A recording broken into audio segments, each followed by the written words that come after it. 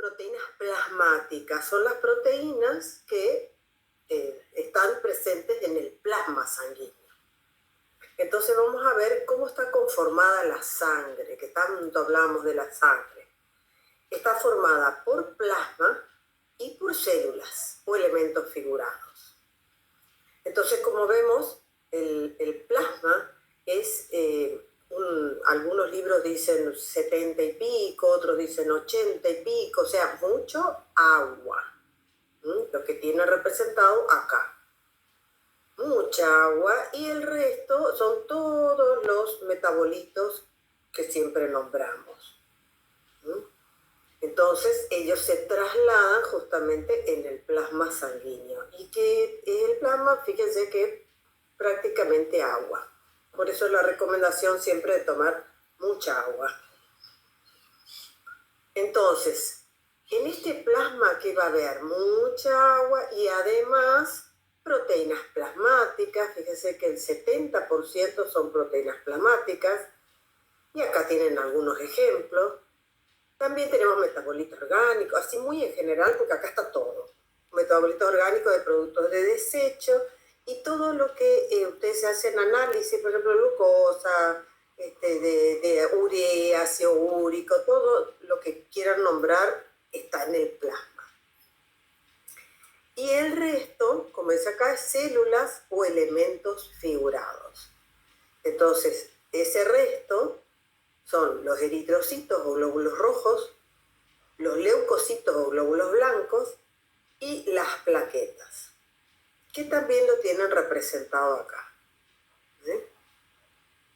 Entonces, acá están representados los glóbulos rojos, en esta línea blanca, los glóbulos blancos. Esto como que estaría separado. Cuando uno centrifuga, se separa en un coágulo que está formado por glóbulos rojos, una línea de glóbulos blancos y plaquetas, y el resto es plasma.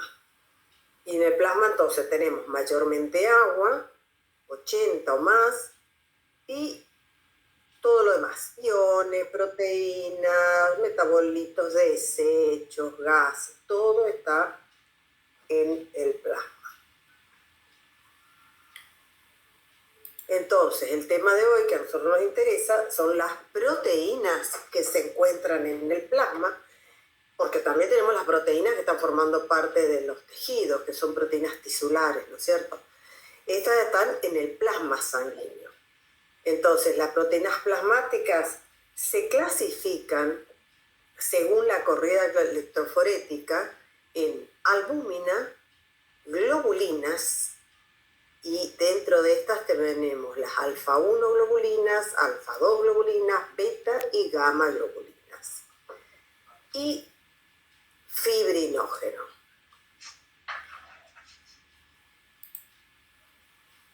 Cuando nosotros nos sacamos sangre, el bioquímico puede dejar en ese tubito la sangre a 37 grados en un baño María, que va a producir la separación de esto que estamos hablando, los componentes de la sangre, o lo que generalmente se hace para obtener algo más límpido es centrifugar.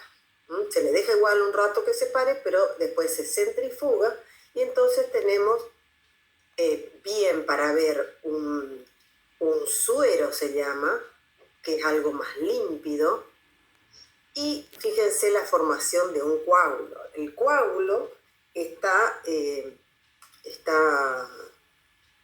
atrapando a todos los elementos figurados, a todos, y se exuda el resto, que se llama suero. Esta sangre que se sacó y se puso en un tubito, así nomás, es sin anticoagulante.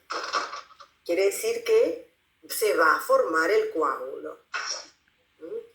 Y aparte se saca en otro tubito que tiene sí una gota de anticoagulante, porque es para otras determinaciones, donde fíjense que acá se deja nomás que se separe solo, y también van a quedar abajo todos los elementos sanguíneos, y el resto es plasma, pero es un poco más turbio, ¿ven?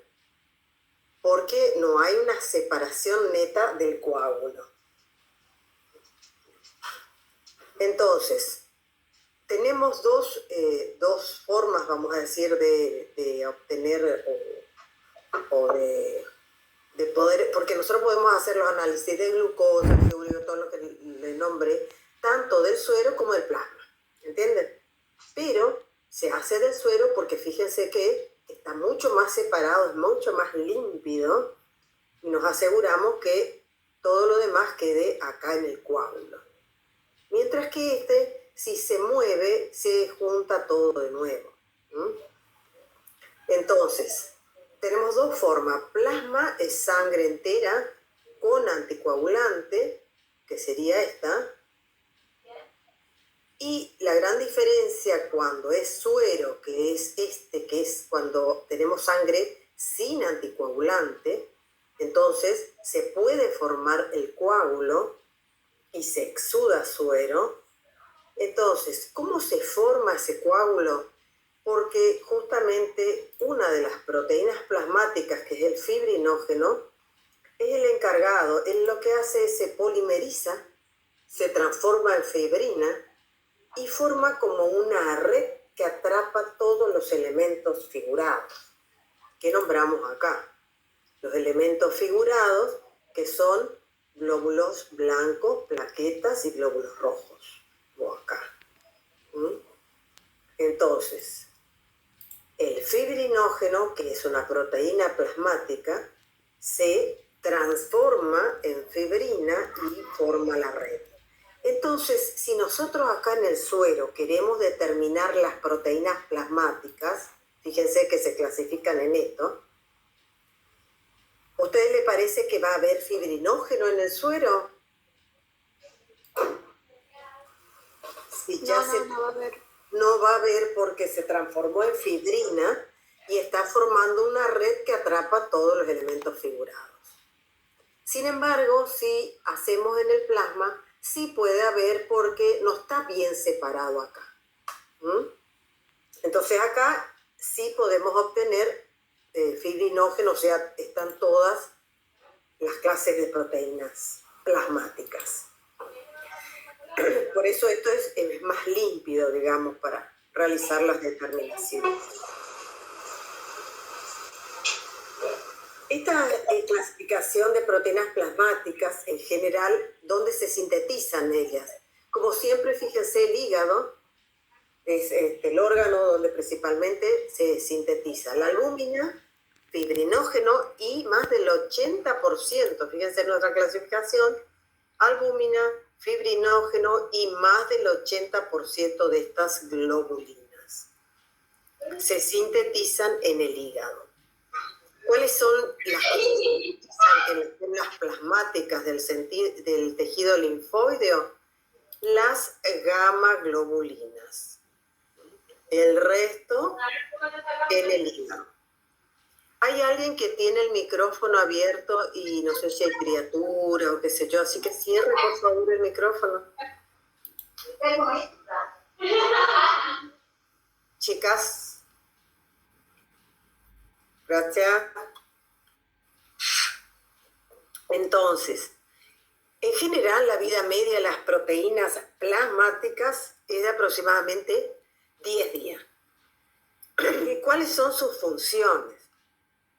Las funciones más importantes, acá tenemos mantenimiento de la volemia, quiere decir que esto está a cargo de la albúmina, acá está la albúmina, es una proteína súper importante, mantiene la volemia, quiere decir que ella mantiene la sangre dentro de los capilares sanguíneos. Entonces, la volemia significa el volumen total de sangre. Por eso se habla en general. O sea, ella está presente en todos los capilares sanguíneos y mantiene la sangre dentro de él. Participan en la defensa del organismo. Esto estaría a cargo de las gamma globulinas, que son los llamados anticuerpos. Están de moda ahora con el coronavirus. pero existen siempre, están en nuestro organismo, y ante el ingreso de un agente extraño, cualquier virus, el organismo crea anticuerpos para defendernos contra ese cuerpo extraño que ingresó a invadirnos. Transporte de iones como hierro, cobre, tenemos muchísimos ejemplos. Y ahora vamos a ver, por ejemplo, uno de ellos que es la ina, que transporta, que tiene hierro en su conformación. Por ejemplo, la ferritina. Bueno, la ferritina es cuando se almacena. Ahora vamos a ver algunos ejemplos. De todas maneras, yo no le pido nombres. La transferrina es la que transporta hierro. Bueno, cada uno tiene su nombre, por eso no les voy a pedir el nombre. Eso ustedes van a ir viendo a medida que ven las materias más específicas. ¿Qué hacen también las proteínas plasmáticas? Participan en el transporte de compuestos, aparte de iones, compuestos o sustancias insolubles en el medio. Ustedes ya vieron en uno de estos temas donde se nombraba la albúmina, que era la encargada de transportar a quiénes en el organismo. A los ácidos grasos, profe. Muy bien, a los ácidos grasos porque ellos son apolares. Muy bien. Entonces también como ejemplo es la albúmina que transporta a los ácidos grasos. Y ahora vamos a ver que también transporta bilirrubina y también transporta fármacos. O sea, es muy, muy importante la albúmina. Otra de las funciones es que son la reserva de proteínas lábiles y fuente inmediata de aminoácidos para requerimientos tisulares. ¿Qué quiere decir? Que por más que ellos están en el plasma sanguíneo, ellos se degradan en sus aminoácidos constituyentes y esos aminoácidos son fuente inmediata, por eso dice de aminoácidos, para formar parte de proteínas tisulares, para formar parte de proteínas que van a cumplir cualquier función, ¿entienden? No es solamente para proteínas que están siendo transportadas en el plasma, sino para aquellas que van a ir a formar parte de los órganos también. Y esas son proteínas tisulares. ¿Cómo se separan esas fracciones de esa clasificación que vimos de albúmina, globulinas y fibrinógeno? Entonces, comenzó todo con un método de precipitación con sales, que eso ya no existe más. Fue reemplazado por el método de separación con cargas, que el que ustedes van a ver es la separación electroforética. O también existe la inmunoelectroforesis, depende de qué es lo que uno quiera separar y de qué tipo de soporte de gel utilice. También hay un método de separación por tamaño molecular que se llama permeación de geles. O sea, hoy en día hay muchos métodos de separación de las proteínas plasmáticas. El que van a ver en el práctico es a través de una corrida electroforética. En el práctico se le explica bien, así que acá lo único que yo hago es mostrarles que en la corrida electroforética ustedes lo que van a ver es las fracciones. La albúmina, fíjense que es muy importante y es la que está en mayor cantidad. Alfa 1, alfa 2, beta y gamma globulinas. Si el fibrinógeno, si acá yo siembro, en vez de sembrar suero, siembro plasma, el fibrinógeno va a estar presente, porque acuérdense que no se va a transformar en otra proteína. Y va a estar entre beta y gamma. Pero si siembro suero, no va a estar porque se transformó en fibrina y formó la red. Entonces, esto sería una corrida electroforética y fíjense que se representa justamente el área bajo la curva. Todo esto van a ver en el TP, creo que vieron una materia anterior, también electroforesis. Lo que nosotros obtenemos es este soporte con estas manchas, digamos, coloreadas, y a través de un aparato vemos la formación de estas curvas, de estas áreas. El área bajo la curva representa la concentración de proteína que hay. La albúmina, como es muy importante, fíjense que es la que está en mayor concentración. Si estamos ante un ataque viral, por ejemplo, gamma globulina también va a estar bien ancha porque vamos a tener mucha producción de anticuerpos. Entonces acá tenemos ejemplos, o sea, primero de todo la albúmina. La albúmina es una proteína plasmática, ella sola, digamos, y es la que está en mayor proporción. Las globulinas dijimos que hay alfa 1, alfa 2, beta, gamma. ¿Por qué? Porque se clasifican así según la fracción donde corren, hasta dónde corren en una corrida electroforética justamente. No quiere decir que es una proteína.